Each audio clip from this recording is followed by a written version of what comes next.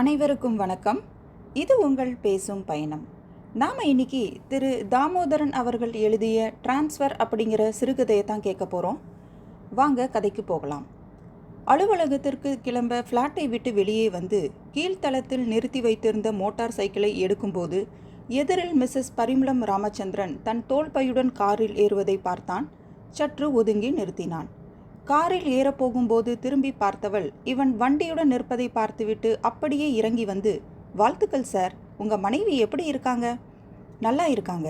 முகத்தில் மெல்லிய புன்சிரிப்பை காட்டினான். ஓகே, அப்புறம் பார்க்கலாம் சொல்லியபடியே காரில் ஏறிக்கொண்டாள். ஆச்சரியமாகத்தான் இருக்கிறது. பரிமளா ராமச்சந்திரன் இப்படி இறங்கி வந்து தன்னிடம் பேசிவிட்டு செல்வது.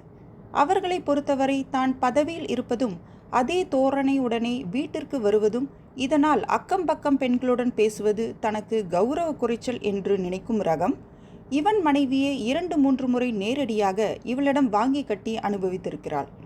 அன்று அவள் அலுவலகத்திலிருந்து வர லேட்டாகிவிடும் என்று தெரிந்ததால் குழந்தைகள் பள்ளி விட்டு வந்து வீட்டு வாசலில் நின்று கொண்டிருப்பார்கள். அதனால் எதிர்த்த ஃப்ளாட் வீடு மிஸ்ஸஸ் பரிமளாவுடையது என்பதால் அவர்களுக்கு ஃபோன் செய்து விஷயத்தை சொல்வதற்குள், இது என்ன நியூசன்ஸாக இருக்குது, எனக்கெல்லாம் இதுக்கு நேரம் இல்லை, அது மட்டும் இல்லை, இனிமேல் இந்த மாதிரி வீட்டு சமாச்சாரத்திற்கெல்லாம் எனக்கு ஃபோன் பண்ணக்கூடாது என்று சொல்லிவிட்டாள். பிறகு அடுத்த வீட்டு பெண்ணிடம் ஃபோன் செய்து அவள் குழந்தைகள் இருவரையும் உள் அழைத்து இவள் வரும் வரை உட்கார வைத்து கொண்டாள். அதன் பிறகு இவளுக்கு உடல்நிலை சரியில்லாமல் மருத்துவமனையில் 1 வாரம் இருந்து இவன் ஒருவனே குழந்தைகளை பார்த்து கொண்டு மருத்துவமனைக்கும் ஓடி அவளை கவனித்து கொண்டு எப்படியோ சிரமப்பட்டு வீட்டுக்கு கூட்டி வந்தான். அதிலிருந்து வேலைக்கு போவதையும் நிறுத்திவிட்டாள் அவன் மனைவி. வருமானம் குறைந்தாலும் ஒரு நிம்மதி வந்து சேர்ந்திருந்தது அந்த குடும்பத்திற்குள். எதிரில்தான் அவள் வசித்தாலும் இதுவரை என்ன ஆச்சு என்று கேட்டதில்லை. சில நேரங்களில் எதிரெதிரே சந்தித்து கொண்டாலும் பேசாமல் தான் சென்றிருக்கிறாள். இன்று அதிசயமாய் அவளே வந்து பேசிவிட்டு போகிறாள். அலுவலகத்திலும் அன்று ஆச்சரியகரமான விஷயமாகத்தான் இருந்தது.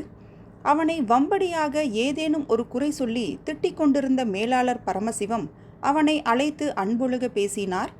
நான் திட்டினதெல்லாம் மனசில் வச்சுக்காதீங்க, உங்கள் நன்மைக்கு தான் செஞ்சேன். சிரிப்பு தான் வந்தது. பொறாமை குணத்தால் இவர் பல முறை தன்னிடம் சீண்டியதையும் இவனது ஒரு சில கதைகளும் கவிதைகளும் பத்திரிகையில் வந்துவிட்டது என்று அலுவலகத்தில் காண்பித்தபோது இவர், இது என்ன ஆஃபீஸா இல்லை கதை எழுதுகிற மடமா, இதெல்லாம் எனக்கு பிடிக்காது, முகத்தில் அடித்தாற் போல பல பேர் முன்னால் சொல்லிவிட்டு சென்றவர். இவன் முகம் கருத்து தலை குனிந்த போது, விடுப்பா, அந்த ஆள் எப்பவும் இப்படித்தான், அடுத்தவன் நல்லா இருந்தா பொறுக்காது, கண்டுக்காத, மனம் தேற்றினார்கள் அருகில் இருந்தவர்கள். இவன் மேஜைக்கு அலுவலகத்தில் இருந்தவர்கள் தேடி தேடி வந்து பேசிவிட்டு சென்றார்கள். இவனிடம் அதிகமாக பழக்கம் வைத்து கொள்ளாத டெஸ்பாச் காமேஸ்வரன் கூட வழிய வந்து பேசினார்.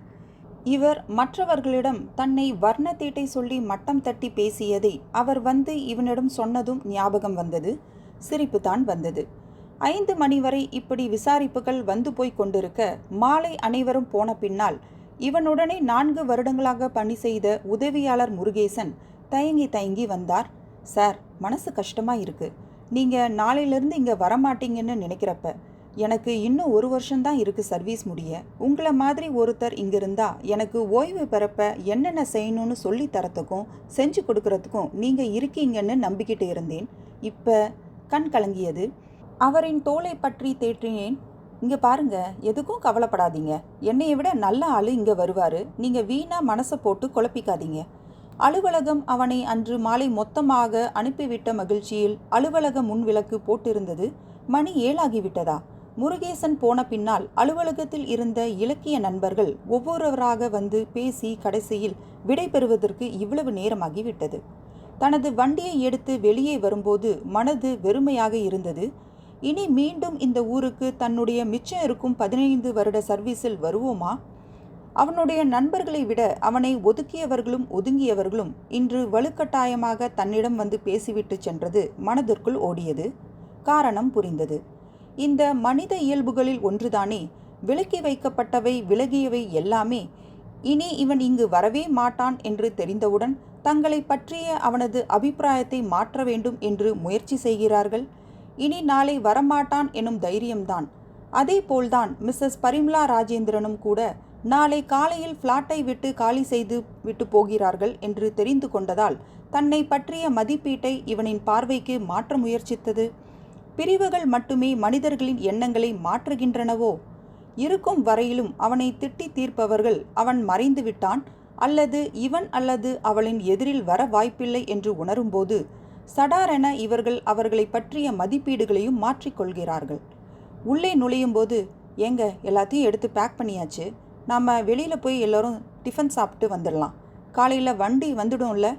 மனைவி கேட்டால் 5 மணிக்கு வந்துடும், 9 மணிக்கெல்லாம் ஈரோடு போயிடலாம், வீட்டில் உங்களை இறக்கி விட்டுட்டு சாமான் எல்லாம் இறக்கி வச்சுட்டு நான் ஆஃபீஸ் போய் ஜாயின் பண்ணிட்டு வந்துடுறேன், முடிஞ்சால் பெர்மிஷன் வாங்கிட்டு வரேன், 3 கிலோமீட்டர் தூரம்தான் நாம் இருக்கிற இடத்துல இருந்து ஆஃபீஸ் இருக்குது, மூச்சு விடாமல் சொல்லி முடித்தான். குழந்தைகள் இரண்டும் தாங்கள் வெளியூர் போகப் போகிறோம், அங்குதான் படிக்கப் போகிறோம், ஸ்கூல் எல்லாம் எப்படி இருக்கும் என்று கற்பனையில் லயித்தபடி அவனை விசாரிக்க வேண்டி அவன் அருகில் வந்து கையை பிடித்து கொண்டனர். நன்றி.